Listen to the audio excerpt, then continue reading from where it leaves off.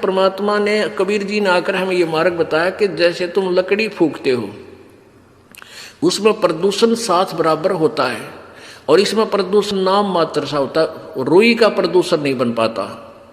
घी डाले जाओ और जलाए जाओ, एक 200 ग्राम रुई से आप 10 क्विंटल 100 क्विंटल घी को सवा कर सकते हो, हवन कर सकते हो। प्रदूषण तो नाम मात्र भी नहीं है और केवल घी का लाभ हमें वायुमंडल में मिलता है। तो परमात्मा की इस तरीके को हमने अपनाया और ये हवन हम करते। केवल ये एक यज्ञ है, हमने 5 यज्ञ करनी है या 5 यज्ञ संपन्न होती हैं। जैसे आप जी यहाँ दान करते हैं, उनका सामूहिक लाभ होता है, उसमें से आप पाठ भी करवाते हो, तो यहाँ जो पैसा है भंडारे में लगता है, ये धर्म यज्ञ हो रही है। ये ऊपर शेड बना रखे हैं, पंखे चल रहे, ये धर्म यज्ञ हो रही है। एक यज्ञ है धर्म की, दूसरी यज्ञ है ध्यान। यहाँ आकर भगवान याद आता, दूसरी बात याद नहीं आती। ये ध्यान यज्ञ होगी, भगवान के चरणों में उसकी याद बनी रहना, ये ध्यान यज्ञ है। और तीसरी यज्ञ हवन की। यहाँ जितने भी ये पाठ चल रहे हैं, प्रत्येक प्राणी की, प्रत्येक व्यक्ति की अलग अलग ज्योतियाँ जलाई जाती हैं। 3 दिन तक अखंड चलेंगी और 3 दिन के प्रोसीजर में पूरे समागम में लगभग 1 किलो घी 1 ज्योति का सवा हो जाता है अप्रोक्सीमेटली। और फिर भी यहाँ दिन रात हवन हम अलग से भी एक ज्योति जला कर छोड़ देते हैं। घी का सवा होना ही हवन है।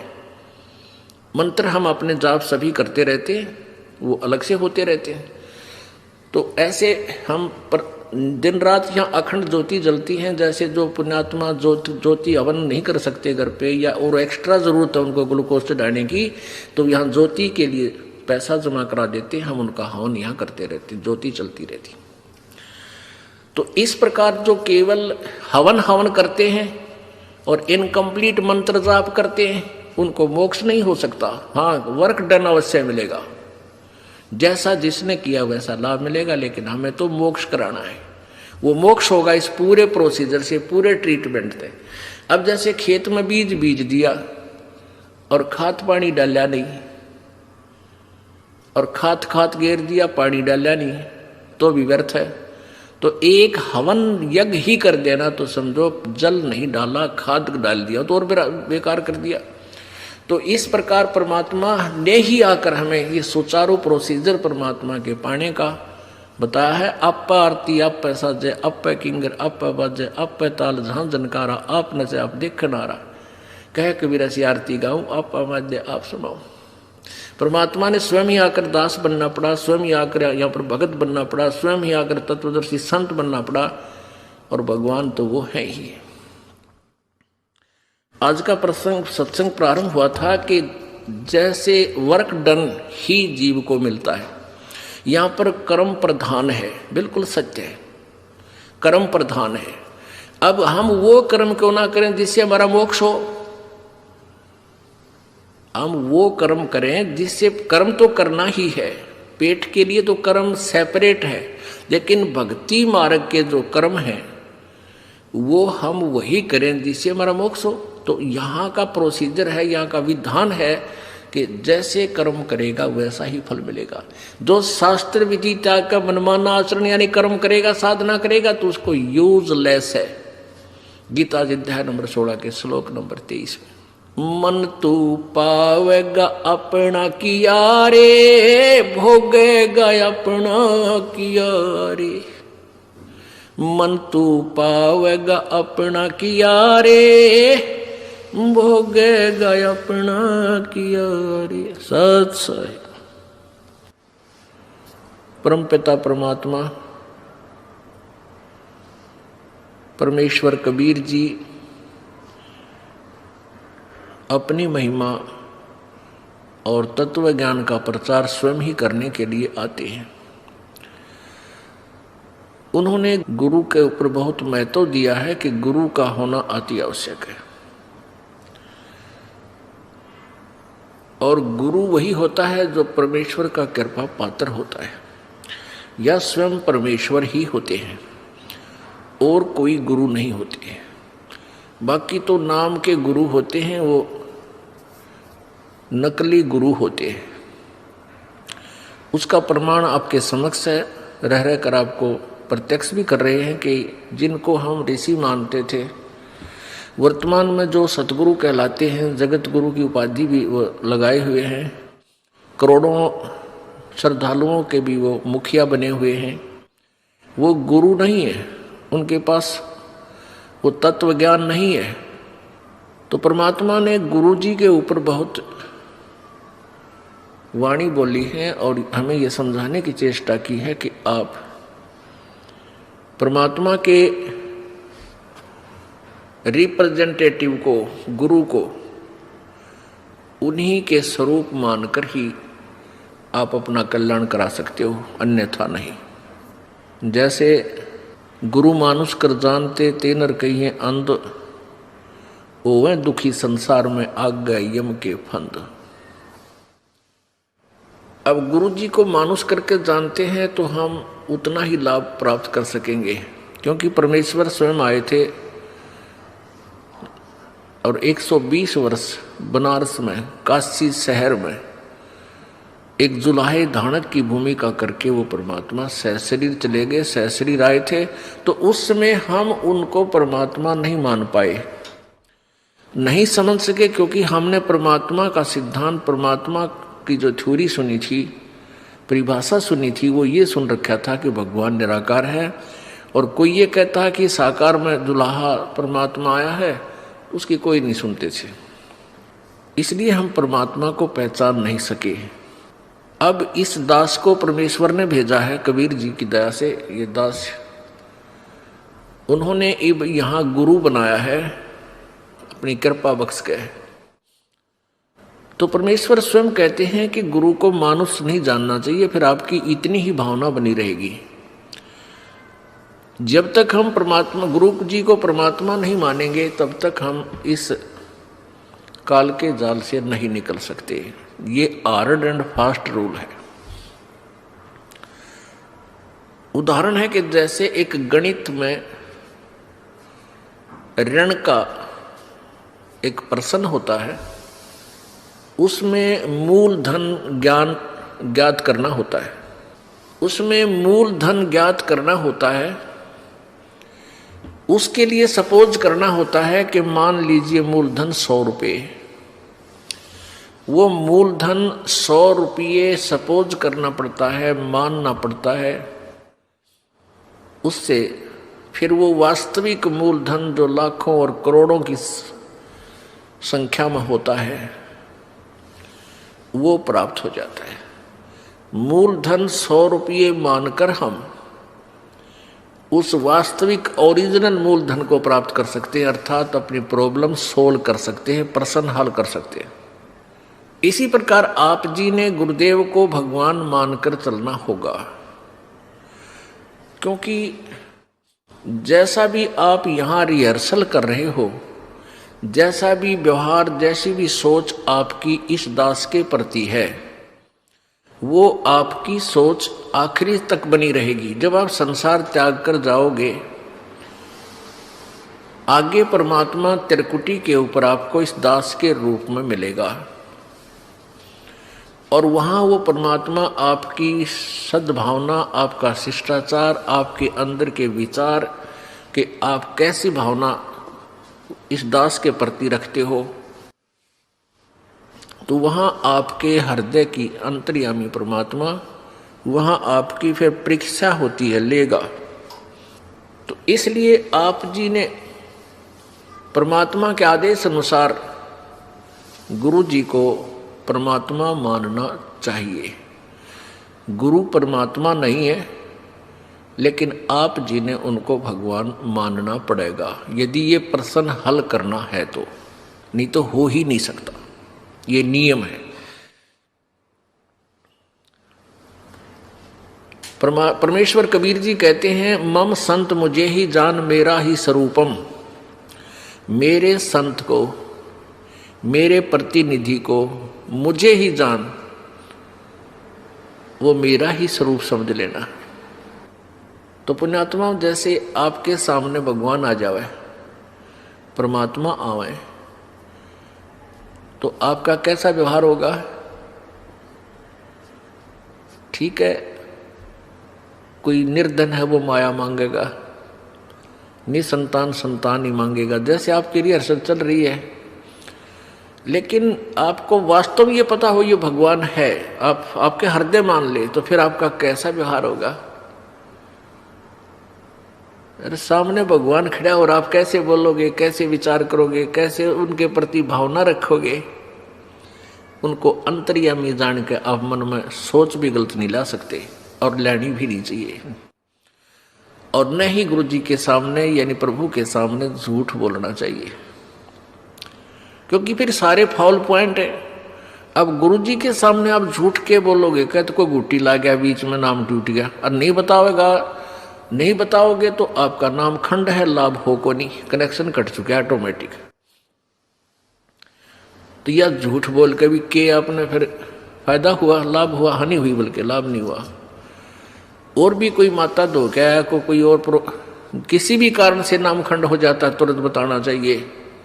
ठीक है, ये दास क्या करेगा, थोड़ा बहुत धमकावेगा, करड़ा करूंगा, भाई गलती है, खबरदार, जैसे आपने नियम भंग किए हैं, तो आपका नाम फिर शुद्ध कर दिया जाएगा, री उपदेश दिया जाएगा, नहीं तो आपका कामयाबी नहीं मिलेगी आपको। लेकिन बार बार यह हैबिचुअल नहीं होना चाहिए, अगले नाम तो मिल ले जाएगा, इसका कोई समय होता है, इसकी लिमिट होती है, कितनी बार किन परिस्थितियों में आपने से खंड हुआ, फिर वो नाम आप चाहे 20 बार डेली काम करना बंद कर देगा।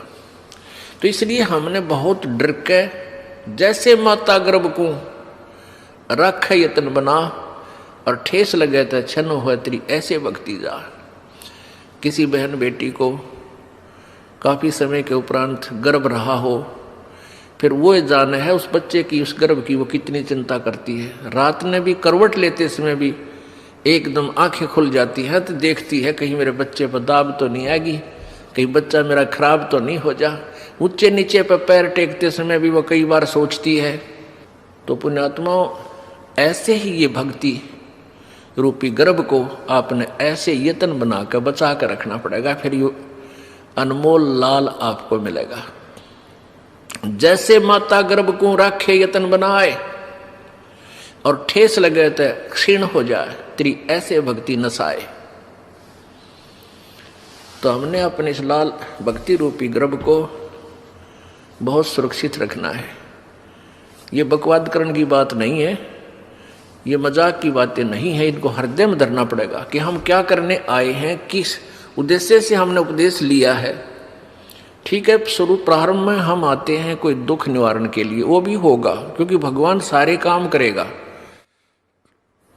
और फिर कुछ दिनों में आपको ज्ञान हो जाएगा, फिर आप कुछ नहीं मांगोगे, केवल यही मांगोगे परमात्मा चरणों में रखना, हे गुरुजी चरणों में रखना, दूर ना करना। क्योंकि जब हम चरणों में रहेंगे तो फिर परमात्मा कौन सा बालक है, अनजान है, उसने हमारी प्रॉब्लम का पता को नहीं, वो तो अंतर्यामी है, हमारी प्रॉब्लम हमें नहीं पता, उसको पता है। और जो सच्चे दिल से अनन्य मन से पतिभरता पद पे आके भक्ति करते हैं, पतिभरता पद का अर्थ है कि किसी और इष्ट की पूजा नहीं करे, केवल अपने कबीर परमात्मा की, नथिंग एल्स। तो ऐसे पतिभरता स्त्री की कहते हैं, जो जब ऐसी मदद करता है परमात्मा, पतिभरता जमी पर जो जो धर पाओ और समरस झाड़ू देते हैं, कहीं ना काटा लग जावे। जैसे पतिभरता यानी एक इष्ट पर आश्रित और सभी उपासनाएं छोड़कर सच्चे दिल से गुरु मर्यादा में चलती हुई जो आत्मा पुण्य आत्मा है, वो पतिभरता परमात्मा के प्रति है। और फिर अपने जीवन रूपी सफर में वो जितने भी कदम रखती है परमात्मा, उस पाप रूपी कांटों को आगे आगे बुहारता चलते हैं, झाड़ू देते हैं, कहीं मेरी प्यारी आत्मा को कांटा ना लग जा, यानी कोई कर्म दुख ना दे जावे। पतिव्रता जमी पर जो जो दर है पाओ और समर्थ झाड़ू देते है, कहीं ना कांटा लग जाए। तो पुणात्मा, हमने परमात्मा से इतना लाभ लेने के लिए इस योग्य बनना पड़ेगा ताकि वो हमारी न्यू देख केयर टेक करे, जब तक हम इतने योग्य नहीं होंगे, ठीक है, वर्क डन आपको मिलता ही रहेगा। अब प्रसंग चल रहा है कि गुरु गोविंद दोनों खड़े और किसके लागू पाए, बलिहारी गुरु अपना गोविंद दिया मिलाए। और कहते हैं कबीर हरि जय रूठ जा, तो गुरु की शरण जाए और कहे कबीर गुरु रूठ गया था ना, हर नहीं करे सहाय। अब जैसे जिस प्राणी के पुण्य अक्षीण हो जाते हैं, जब तक पुण्य रहते हैं तब तक तो प्रत्येक प्राणी सुखी नजर आता है। घर में भी, व्यवसाय में भी, बाल बच्चे भी ठीक हो जाते हैं, शादी ब्याह भी हो जाता है। और फिर जब पाप कर्मों का दौर प्रारंभ होता है, क्योंकि ये मिश्रण कर रखा है काल भगवान ने, हमारा प्रारब्ध बना रखा है, तो हमारे संचित पुण्य और पापों में से जो डिपॉजिट हैं जन्म जन्मांतर के, उनमें से एवरेज रेशो से निकाल के अब आपका प्रारब्ध बना रखे, उसमें पाप भी मिला रखे हैं और पुण्य भी। पुण्य से सुख होता जा रहा है, फिर पुण्य वाला बैटरी आपकी डिस्चार्ज होगी, वो खाता खत्म होया, अब पाप वाला शुरू हो गया, आपत्ति पर आपत्ति, आपत्ति पर आपत्ति आप पर प्रारंभ होगी। और जब तक आप आन उपासना भी करते थे, किसी नकली गुरु की शरण में भी थे, तो भी आपके घर में सुख होता जा रहा था। आप ये सोच रहे थे हमारे सतगुरु जी की दया से सब कुछ हो रहा है, और फिर उसी सतगुरु जी की शरण में रहते रहते सारी ब्रेन माटी होगी, फिर कहाँ गया वो सतगुरु जी। इम्प्रूव होना चाहिए था, तो आप तो बिल्कुल गिरावट में आ गए। तो पुण्य समाप्त हो गए, पाप शुरू हो गए। जब इंसान कोई गधा दुखी हो जाता है तो वो क्या कहता है, भाई मेरा राम रूस गया, मेरा भगवान रुष्ट हो गया, मेरा भगवान रूस गया, मेरे ऊपर आपत्तियां आ गई। और जो सुखी नजर आता है उसको आम आदमी का आग्रह, इस पर भगवान राजी हो रहा है, इसका परमात्मा राजी है, इसके घड़े अच्छे कर्म हैं। तो परमेश्वर क्या बताना चाहते हैं कि जैसे आपके पुण्य समाप्त हो गए, अब जैसे कोई व्यक्ति एक नल पर से घड़ा भर ले गया पानी का और कहीं दूर जाकर के कार्य कर रहा, खेत में या मजदूरी, किसान का काम या जैसा भी, या अपने घर पे ले आया, जब तक वो जल है उस घड़े में तो कोई प्रॉब्लम नहीं। और जब घड़े का जल समाप्त हो जाता, समस्या आ जाती है और प्यासे मर जाते हैं, तो कहाँ जाते हैं, फिर हैंडपंप के पास जाते हैं और उसकी करके पूजा यानी सेवा करके हैंडपंप से फिर भर लेते हैं। तो यहाँ परमात्मा कहते हैं कि जैसे वो जल है वो तो मान लो भगवान, क्योंकि जल से प्यास बुझी, आनंद हुआ, सुख हुआ। और नल का समझ लो गुरु, क्योंकि गुरु बिना भगवान मिला को नहीं, ये नियम है। तो हैंडपंप ने तो गुरु मानो और मटके के जल को भगवान मान लो, वो आपके पुण्य है। तो आपके जब पुण्य समाप्त हो गए, आपके मटके का जल समाप्त हो गया, तो कहाँ जाओगे, हैंडपंप के पास जाओ, उसकी सेवा करो, मोमेंट दो उस हथली को और फिर भर ले आओ। और जो हैंडपंप पे खराब कर दिया आपने, फिर जल ना मिला आपको। तो यहां क्या बताना चाहते हैं, गुरु गोविंद दोनों खड़े और किसके लागू पाए, एक तरफ हैंडपंप है, दूसरी तरफ एक मटके में जल है। तो कहते हैं किसको अधिक आदर करूं, एक तरफ भगवान खड़ा है मान लीजिए, एक तरफ गुरुजी हैं, तो किसको प्राथमिकता दूं। परमात्मा उत्तर भी दे रहे हैं कि बलिहारी गुरु अपना जिन गोविंद दियो मिलाए। फिर क्या बताते हैं, कबीर हरि जय रूठ जा, यानी तुम्हारा राम रूस गया, आपत्तियां शुरू होगी, वो घड़े का जल समाप्त हो गया। तो गुरु की शरण में जा, यानी पूर्ण संत के पास शरण में पहुंच और कह कबीर गुरु रूठ गए तो हर ना करे सहाय। आपने गुरु जी के प्रति ही कोई दुर्भावना पैदा कर ली, कोई उसमें दोष देख लिया अपनी ही सोच अनुसार, या कोई यहाँ अपने मर्यादा भंग कर दी, तो उससे गुरु रुष्ट हो जाता है। जैसे इस दास को जब पता चलता है कि ये व्यक्ति यहाँ आ भी रहा है और कहता मैं नाम भी ले रखा है और ये बीड़ी भी पीवा है, गुट्टी भी लगा जाता है कभी कभी, तो तब मैं रुष्ट होता है, ये दास रुष्ट होता है, दुख होता है मुझे कि कोई फायदा नहीं इसके यहाँ आने का।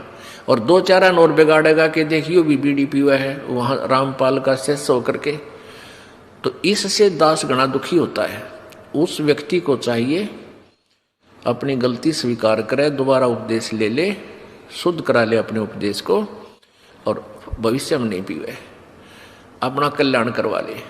तो इससे दास दुखी होता है। कोई आन उपासना कर लेता है तो भी दास दुखी होता है कि नहीं, आप पतिव्रता पद पर नहीं रहे, भगवान आपको मदद करेगा नहीं। फिर लाभ क्या होगा यहाँ धक्के खान का, यहाँ आने का कोई लाभ आपको नहीं प्राप्त होगा। आपने यहाँ आए हो तो लाभ प्राप्त करो मालिक का, ऐसा लाभ दे देगा आप सोच भी नहीं सकते। आप चक्कर में पड़ जाओगे, क्या परमात्मा सचमुच ऐसे सुख दिया करता है, सुना करते थे, लेकिन आप यहाँ देखा करोगे, आप यहाँ महसूस करोगे। तो क्या बताते हैं, जय इब के सतगुरु मिले,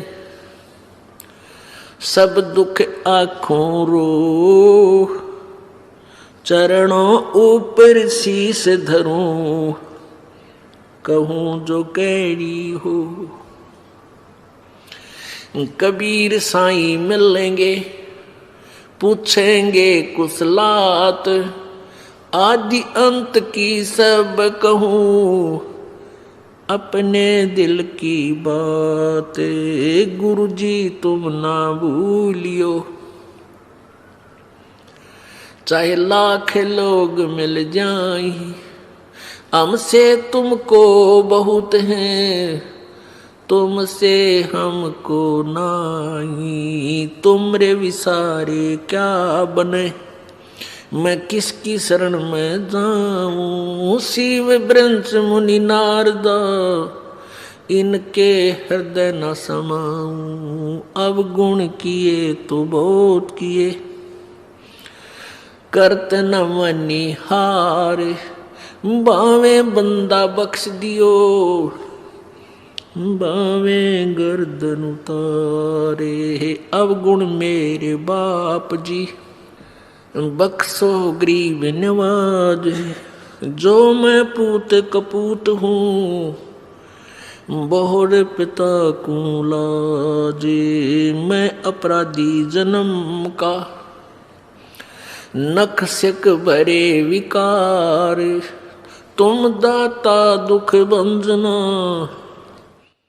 मेरी करो संभार।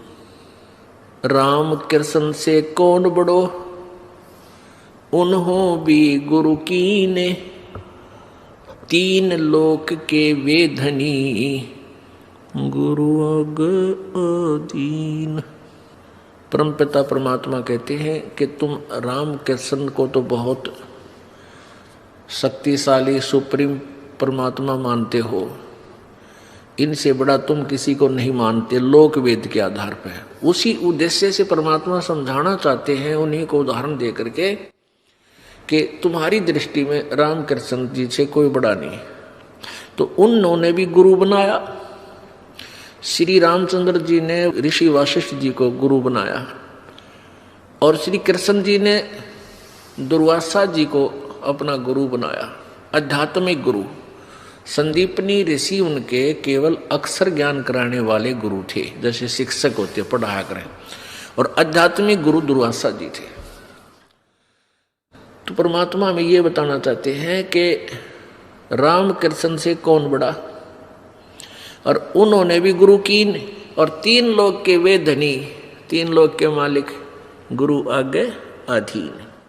यानी हमने आपने अभी सोचने की कोई आवश्यकता ही नहीं रही। जब राम कृष्ण जी को आप बड़े भगवान मानते हो और उन्होंने भी गुरु बनाकर ही अपना कल्याण समझा, यानी स्वर्ग तक जाने का भी उनका जो कार्य था, वापस जाने वाला काम भी उन्हीं गुरुओं से बना। तो फिर आम व्यक्ति कौन से खेत की मूली है भाई, उसकी क्या बुनियाद है कि वो गुरु बिना बात उसकी बन जाएगी। तो इसलिए एक तो ये पॉइंट क्लियर हो गया कि गुरु जी का होना अति आवश्यक है। फिर परमात्मा कहते हैं गुरु जी अब तुम क्या करते हो, राधे राधे श्याम मिला दे, हरे कृष्ण हरे राम हरे कृष्ण। कहते हैं 3 लोक सब राम जपत हैं और जान मुक्ति को धाम। और श्री रामचंद्र जी ने वशिष्ठ गुरु किया, उन्होंने दिया उनको ओम नाम। बता ले भाई, कर ले के करे। अब हम तो राम राम जपें, श्री रामचंद्र जी को सुप्रीम पावर मान के, और श्री रामचंद्र जी वशिष्ठ जी के पास जब गुरु पुराने गए, उन्होंने वशिष्ठ जी ने श्री रामचंद्र जी को ओम नाम दिया था जाप करने का। बता भाई, हम कहाँ खड़े कर रखे थे नकली गुरुओं ने। अब वो जिस नाम राम माना वो तो ओम का नाम जाप करे, हम राम राम करें।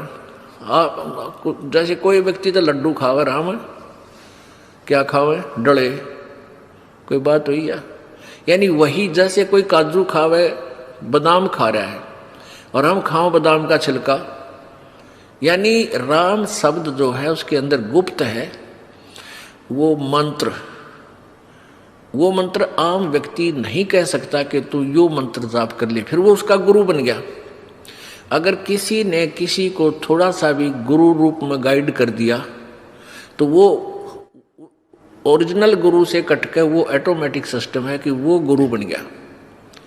अब दोनों चौड़ चपट उसके ऊपर उसका भार आ गया।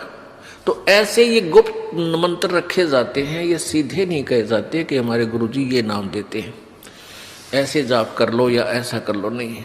इतना कह सकते हैं भाई राम नाम भज लो, राम नाम जपा करो, राम नाम ले भाई, राम नाम ले। अब वो राम का नाम अन्य है, जैसे बादाम का छिलका ऊपर कुछ है अंदर गिरी नारी है, ऐसे ही ये नाम गुप्त होते हैं। कोई जैसे महर्षि वाल्मीकि जी को नाम दिया था, अब वो कहते हैं वो राम राम करे था, राम राम नहीं करे थे वह, वो तो ओम नाम का जाप जपया करते। राम तो वैसे जैसे हम सच्चाई बोलते हैं ना, ये हमारा मंत्र नहीं है। ऐसे राम कोई शब्द मंत्र नहीं है किसी ऋषि का, वो तो ओम से शुरू होते हैं। और ओम केवल ब्रह्म तक की जाप है, और ये भी पूरे अधिकारी से लेकर ही कार्य करता है, अन्य से नहीं। तो यहाँ क्या बताते हैं परमात्मा कबीर जी कि 3 लोग सब राम जपत हैं, जान मुक्ति को धाम। और श्री रामचंद्र ने वशिष्ठ गुरु किए, उन्होंने दिया ओम नाम। अब रामचंद्र जी तो ओम नाम जप पर तुम राम राम जपो, वाह भाई वाह, किसे पे चढ़ा रखे थे। अब क्या बताते हैं परमात्मा, रे बोली सी दुनिया सतगुरु बिन कैसे सरिया, रे बोली सी दुनिया सतगुरु बिन कैसे सरिया। अब हम कहाँ ला छोड़े भक्ति, इन नालायक अनजान गुरुओं ने, नीम हकीमों ने। अपने लला के बाल उतरवावे देख के चीना लग जइया, अपने लला के बाल उतरवावे देख के चीना लग जइया। एक बकरी का बच्चा लेके उसका गला कटैया, रे भोड़ी सी दुनिया गुरु बिन कैसे सरिया। जैसे पहले हम डले डोया करते, ये आन उपासना करते थे, शास्त्र विरुद्ध साधना करते थे, तो क्या करते हैं, गुड़गामा वाली माता के ऊपर बकरे भेंट चढ़ाए जाते हैं। अब तो प्रोसीजर थोड़ा बदल दिया है, पहले तो कटवाया करते वहां जाके। अब वहां क्या करते हैं कि कोई बालक बीमार हो गया या उसकी कुशल के लिए क्या करते थे, माता हे माता तेरा एक बकरा बोल दिया, तेरे भेंट चढ़ाऊंगी। वह बुढ़िया बोल दिया करती अपने पोते पोती की खैर के लिए। और फिर जैसे ये बच्चे के जो प्रथम बाल होते हैं, इनको क्या करा करते, पहले अपने इष्ट धाम पर चढ़ा कर आया करते। तो परमात्मा क्या कहते हैं, हम कैसे मूर्ख बना रखे थे इन नकली संतों ने। वह बुढ़िया यानी दादी अपनी पुत्र वधू को और उस पोती या पोते को, जो नवजात शिशु होता है, उसको लेकर गुड़गाम वाली पर जाकर माता पर जाती है और वहाँ जाकर नाई होता है। ये वहम बाढ़ रखे हमारे कि भ्रमणा पैदा कर रखी है कि पहले बाल जो है अपने इष्ट धाम पर चढ़ाकर, नहीं तो बालक का उक चुक हो जा। तो ऐसे लेकर चली जाती है कहाँ, माता के ऊपर, और वहाँ नाई बैठा होता है। उसको कहती है भाई नाई के मेरे पोते के बाल काट दे, मेरे लल्ला के बाल काट, और धीरे धीरे काटना, देख रहे कदे कैंची लाग जाए इसके काचा सर से। अब बुढ़िया कहती है उस नाई को कि भाई ध्यान से काटिए बाल मेरे बच्चे पोते के, कैंची ना लग जाए इसके, किधर पीड़ा हो जा। कहते अपने लल्ला की तो